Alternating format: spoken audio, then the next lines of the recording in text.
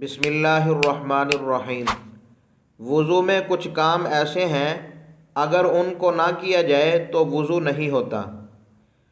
تھوڑی کا دھونا فرض ہے بشرطے کہ داڑھی کے بال اس پر نہ ہوں، یا اگر بال تو ہوں لیکن اس قدر کم ہوں کہ کھال نظر آئے تو اس کا دھونا فرض ہے۔ اگر نہیں دھوئیں گے تو وضو نہیں ہوگا۔ داڑھی یا مونچھ یا بھویں اگر اس قدر گھنی ہوں کہ کھال نظر نہ آئے تو اس کھال کا دھونا جو اس سے چھپی ہوئی ہے فرض نہیں ہے، بلکہ وہ بال ہی قائم مقام کھال کے ہیں۔ اگر ان پر سے پانی بہا دیا جائے تو یہ کافی ہے۔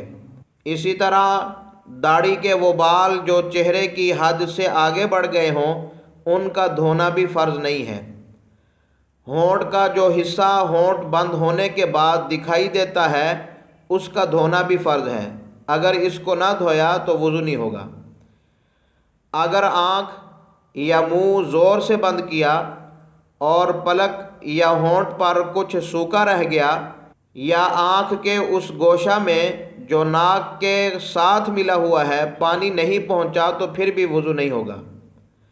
مرد کی انگوٹھی وغیرہ یا عورت کی انگوٹھی، اسی طرح جو ہاتھ میں چھلے وغیرہ پہنے ہوئے ہوں یا کوئی کنگن وغیرہ پہنے ہوئے ہوں، ان کو بغیر ہلائے پانی نہ پہنچنے کا گمان ہو تو ان کو ہلا کر اچھی طرح پانی پہنچا دینا ضروری ہے اور واجب ہے۔ اگر ان کو نہ ہلایا اور پانی نیچے نہ پہنچا تو وضو نہیں ہوگا۔ اگر کسی کے ناخن میں آٹا لگ کر سوکھ گیا اور اس کے نیچے پانی نہیں پہنچا تو وضو نہیں ہوگا۔ جب یاد آئے اور آٹا دیکھے تو اس کو دور کر کے اس جگہ پانی ڈال لے۔ اگر آٹا دور کرنے اور پانی ڈالنے سے پہلے کوئی نماز پڑھ لی ہو تو اس کو لٹانا چاہیے۔ ناخنوں پر نیل پالش لگی ہو تو وضو کے لیے اس کو دور کرنا ضروری ہے، بغیر دور کیے ہوئے وضو نہیں ہوگا۔ دھونے کے اعضاء پر پینٹ، رنگ یا الفی وغیرہ سوکھ کر سخت ہو جانے والا گوند وغیرہ لگ جائے تو اس کو دور کرے بغیر وضو نہیں ہوتا۔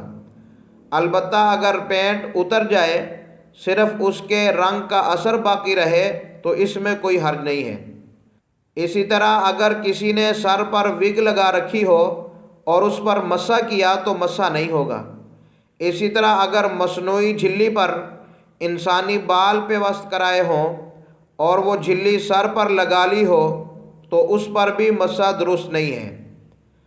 سر پر مہندی لگا رکھی ہو اور بال اس کے لیپ میں چھپے ہوئے ہوں تو مہندی کے اوپر سے مسح کرنے سے مسح نہیں ہوگا، اس کو دھونا ہی ضروری ہے۔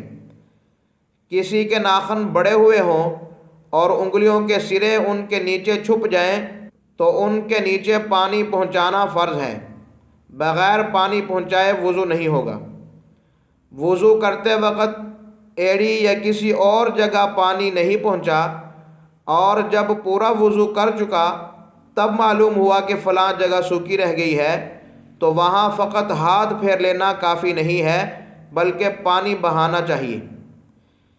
اسی طرح اگر کسی کے ہاتھ یا پاؤں میں کوئی پھٹن ہو اور اس میں پانی پہنچانا نقصان نہ کرتا ہو تو پھٹن کے اندر پانی پہنچانا ضروری ہے، اور اگر دھونا نقصان کرتا ہو تو پھٹن کے اندر پانی پہنچانے کا فرض ختم ہو جائے گا، بس اس کو اوپر سے ہی دھو لینا، یہ کافی ہو جائے گا۔